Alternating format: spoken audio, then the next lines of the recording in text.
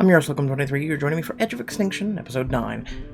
As the long Norwegian winter retreats, restless anticipation grows inside the group. Warmer days and melting snows bring a sense of urgency as you make final preparations for the 1,000-kilometer ocean journey to Svalbard Seedvault. Both Mari and little Pavel are doing well, and spirits are high as the big day approaches. Even Anna's doing better. After your late night encounter, she seems to be staying sober and is slowly returning to her old self. When Grace calls a group meeting one evening, nobody is surprised by what she has to say. It's time for us to move on. The ice in the harbor is gone. The boat is stocked with provisions. The day we've been working toward for so long is upon us. In 1 week, we'll set out for Svalbard Seedvault. Collective cheer rises up at her words. Depending on the conditions, we'll be at sea for 4 or 5 days. If we're lucky, we can dock at the port of Longyearbyen on the Spitsbergen Island. From there, it's only a few hours inland to the Seedvault itself. We're not expecting any issues, but once we leave on this journey, there's no turning back. We're ready. Nobody's having second thoughts. We've worked too long and hard to make this happen. There are several eager shouts of agreement. More Grace smiles at everyone's enthusiasm. With all the supplies we're bringing, it's going to be crowded on board. We'll have to double or triple up on cabins. But that's a small price to pay for the future we hope to build there. Grace raises her fist in the air, punctuating her final words. To Svalbard and the Seedvault. Meeting ends with another round of cheers before everyone disperses. You notice Anna coming towards you. Exciting, isn't it? The Seedvault. I mean, I was almost starting to wonder if we'd actually ever get there. How are you holding up? You doing okay, Anna? I am. At least I think I am. Imagining a brighter future has helped me get sober, kept me from dwelling on the past. I noticed you'd stopped drinking so much. It was getting out of hand. Took me a while to admit that. Now I'm trying my best not to drink anymore. Now that we're about to leave this place, though, I keep thinking back on everyone we've lost, all the dead we leave behind. Louis, David, Pavel. Sometimes it's hard not to try and drown those ghosts in a bottle. I'm here if you want to talk. You don't have to go through this alone. If you feel the urge to drink, come find me. I can help you beat this. I appreciate that, but all I have to do is make it a few more days. Once we leave, everything should be fine. We didn't stock any alcohol on the boat. Which is kind of stupid, because you might need it for cleaning. Anna looks as if she's about to say more, but then notices Grace and Joseph coming over. Oh, looks like important business. I should go. You should stay, Anna. We have to tell everyone eventually. That doesn't sound good. It's Dag. Something's come up. Though the language barriers kept you from getting to know Dag well, it's hard for you to imagine him as any source of potential problems. In your eyes, he's just the kindly old gentleman who spends most of his time sending out radio transmissions in the hopes of contacting other survivors. What's wrong with Dag? He was diagnosed with lung cancer before the collapse. Doctors gave him a year to live. Recently, he started coughing up blood in the mornings. He thinks he only has a few months left at most. I have no idea. I'm sorry to hear that. Dag was born here in Tromsø and says he wants to die here. When we sail out, he's not coming with us. We may not agree with his choice, but we have to respect his decision. Dag wants to stay behind and keep manning the radio after we leave. I understand. That trip to Svalbard is going to be hard, but here he has everything he needs. Why not live out his last days in comfort? That's basically what he told us. He says he's too old and tired to travel to Svalbard. Honestly, it won't hurt to have someone stay here. And now that the weather's warming up, anyone who's holed up the winter might start moving again. If they're looking for survivors, Dag's transmissions could guide them here to Tromsø. We can stay in touch with Dag the entire time. If things work out at the Seed Vault, he could send survivors to join us. We'll make sure he has everything he needs before we go, enough supplies to last him well beyond his final days. I guess that all makes sense, but I still feel bad about this. The chances of anyone actually showing up can't be high. You're right. I hate to think about him spending his last days all alone. It's too bad we can't do anything to increase the radius range. He's at peace with us.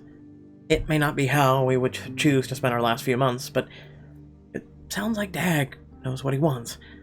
We have to respect that. Exactly. Dag asked us to tell everyone of his decision. We need to let the others know. She and Joseph head off, leaving you and Anna alone. One more name to add the list of those left behind. Excuse me, John. I suddenly feeling very tired. I think I need to lie down. Are you okay to be alone? If you need someone to talk to, or anything. Thank you. But I'm okay, really. I'm not even thinking about getting a drink. I just need some rest.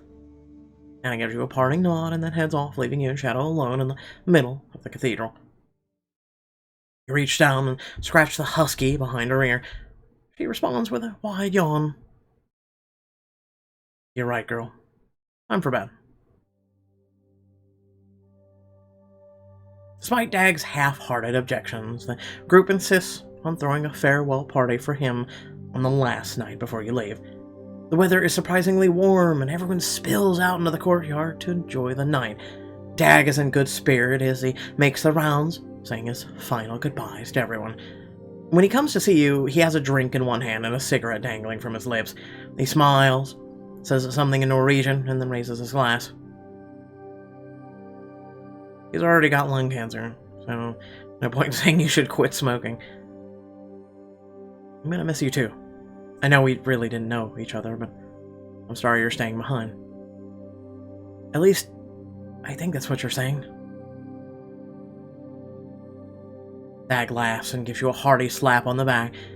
He scratches a shadow behind the ear before wandering off to visit someone else. He's in a surprisingly good mood.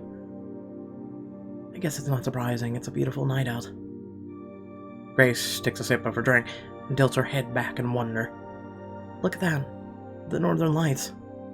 You follow her gaze skyward. A thin ribbon of green weaves its way across the heavens.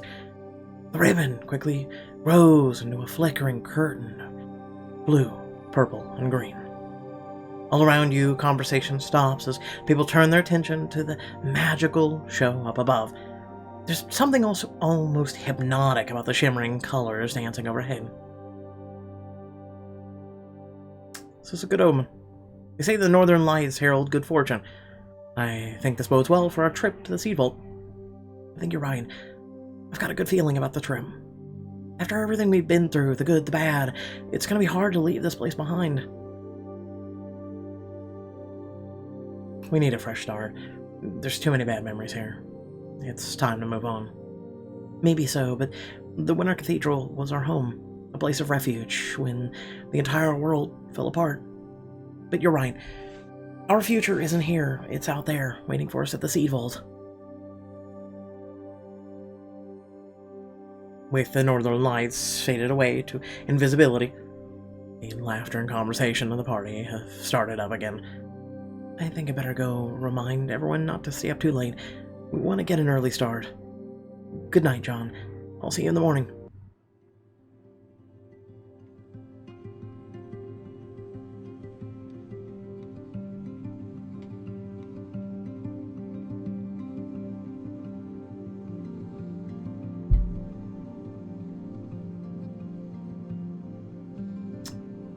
Actually, I forgot about this. Hold on. While we're watching everyone go by.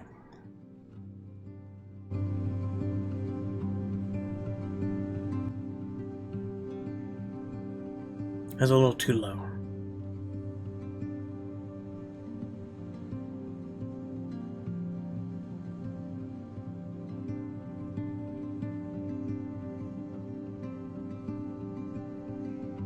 The next day, Grace has everyone up at the crack of dawn. The air is warm, but the sky is gray and overcast. As you carry the final load of provisions across the boat's deck, a soft rain begins to fall. Joseph looks up at the sky and calls to Grace. What do you think? Should we wait this out? Why? Are you made of sugar? I think maybe we should see if the weather clears. Relax, we'll be fine. Joseph glances over at you, looking for support. You have to be wary of rain and whatnot when you go into the sea.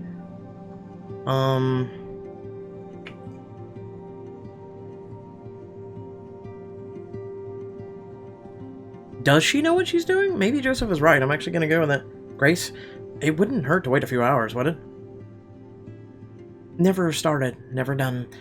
If we wait for the perfect day, we could be here for weeks. And a little rain is nothing to worry about. When a real storm comes up, trust me, you'll know. Really? Tell that to the people in, like, every single coastal city known to man. Like, they can go from a bright, wonderful day to, like, crap in, like, an hour. You look over at Joseph, who shrugs, clearly Grace isn't going to change her mind. Goodbye, old man. You're nice to know. An hour later, you're pulling out of port. Everyone is packed onto the upper deck, waving goodbye to Dag, watching Tromsted recede into the distance. Rain passes quickly, and the weather for the next 3 days is pleasant and mild. Because of the crowded conditions below decks, you spend most of the daylight hours up above. The shadow stays close by your side, clearly uncomfortable with the constant movement of the boat. At night, everyone piles into the 3 cabins, tripling and quadrupling up while the husky curls up at the foot of your bunk.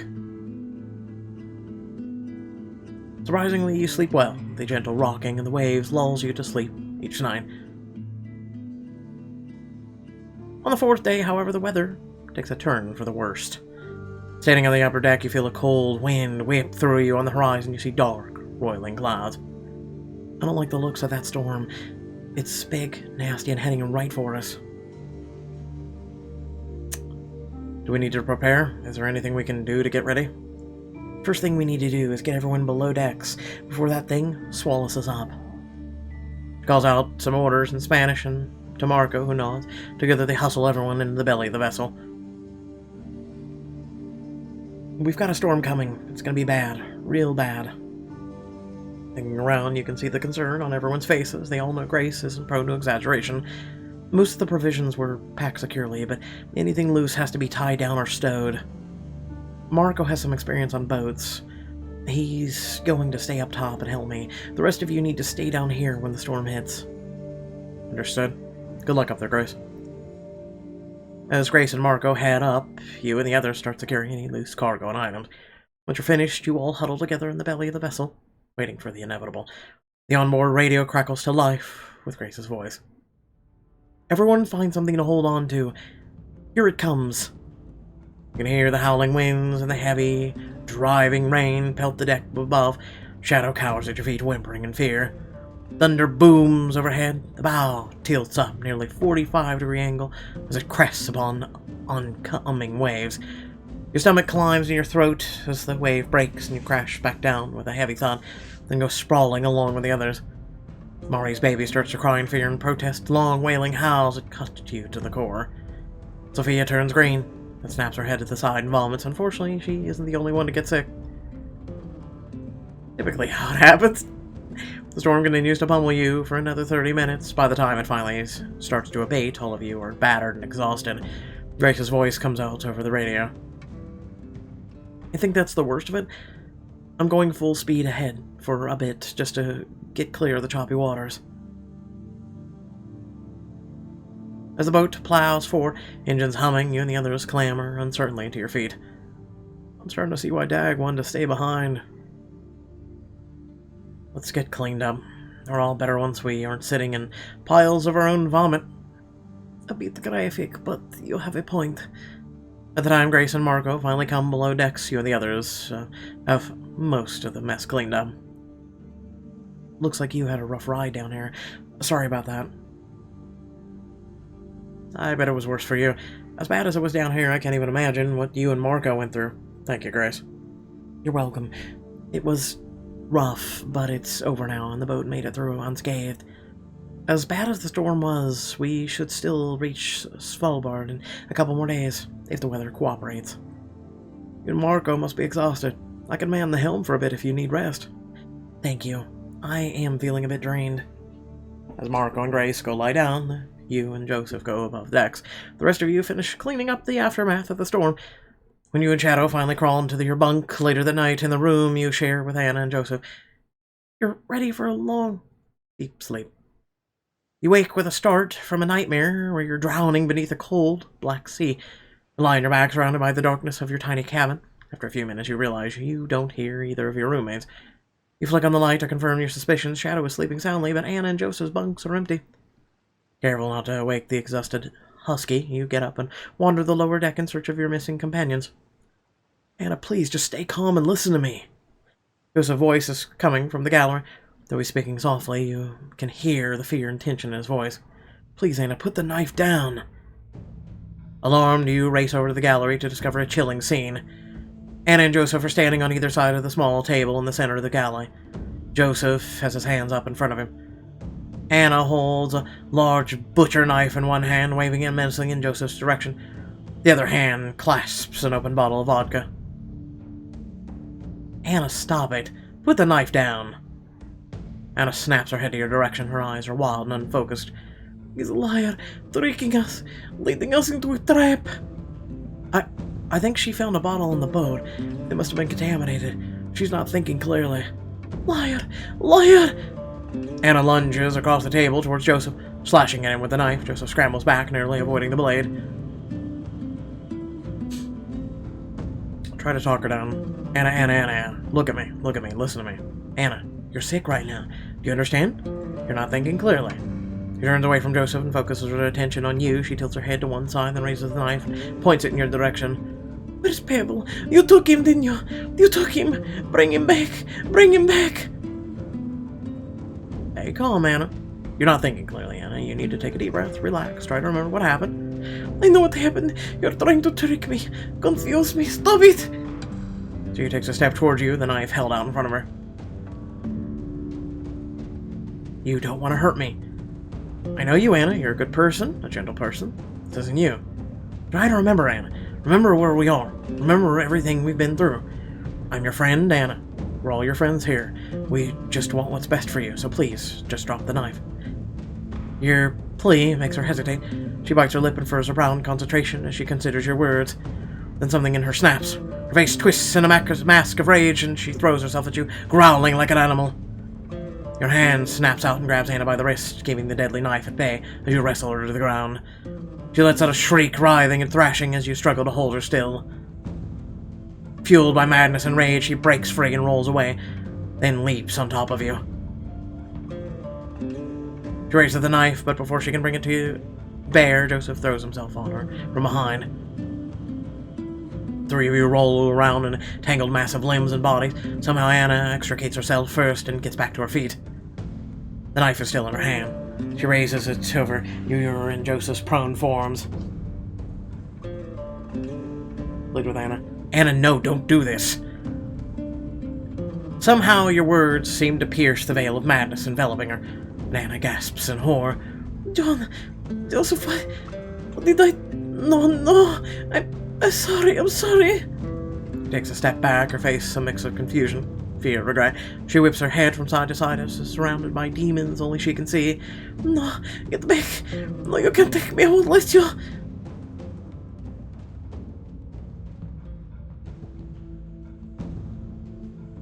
She slashes in the air, screaming. She raises the knife and plunges it deep in her own chest. Anna! Oh, great.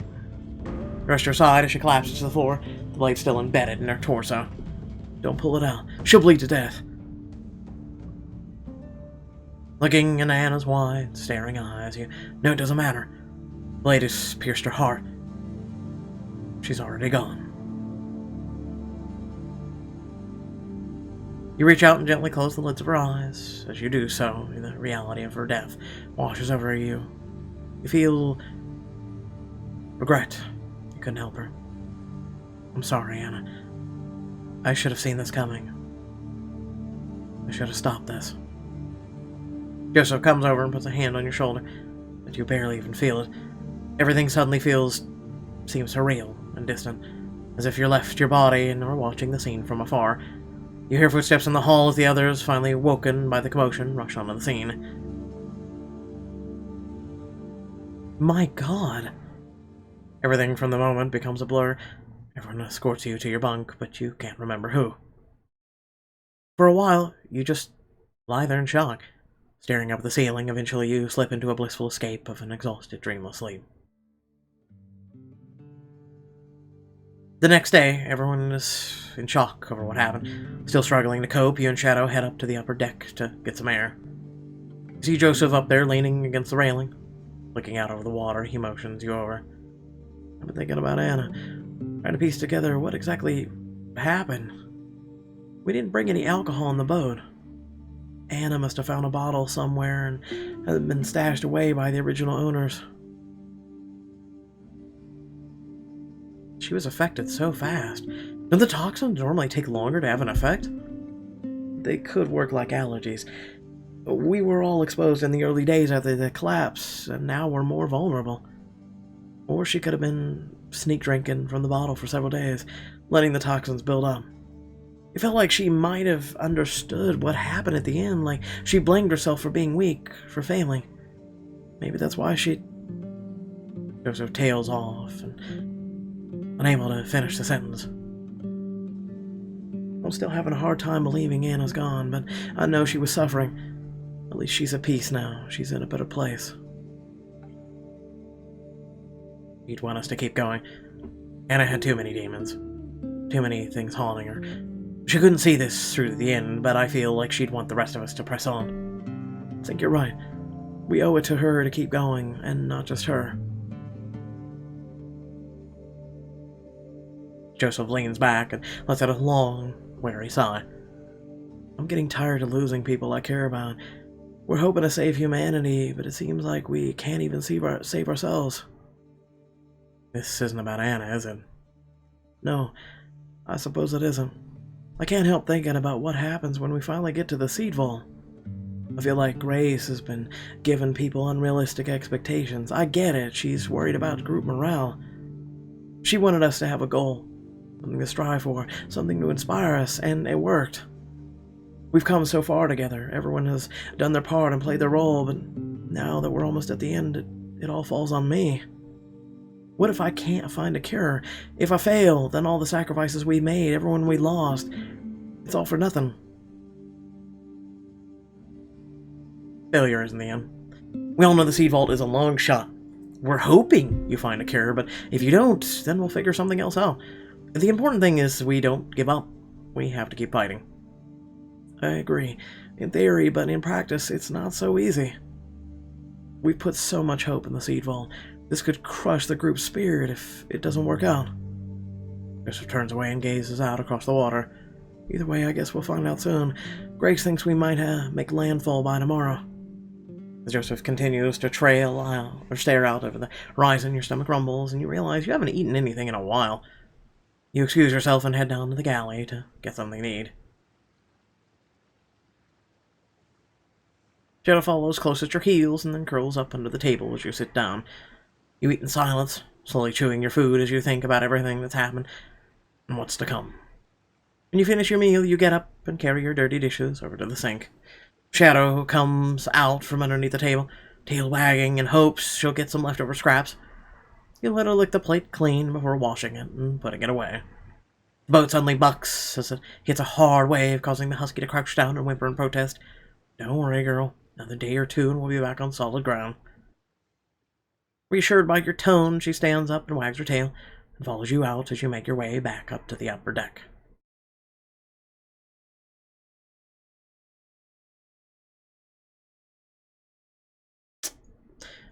So I'm assuming, and correct me if I'm wrong, for those who have played further than me, I'm assuming you could have saved Anna if you went for the knife.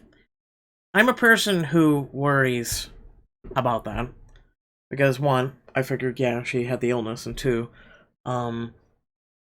you gotta be careful when someone has a weapon like that. I mean, they could have added a little bit more choices to at least attempt. So here is a perfect example. And this is something from a person of 2 decades of martial arts experience. If you fight a person with a knife, if you have a jacket or even a shirt, hell, take off your own damn shirt, it is better to roll it around your arm and use that arm as protection. It means more that the knife has to cut through versus, you know, being bare and unprotected and you hoping to either dodge or catch the person off guard. Trust me, it's better to go to the extra length of taking your shirt off than, yeah. If you can. If you have a jacket, definitely take your jacket off.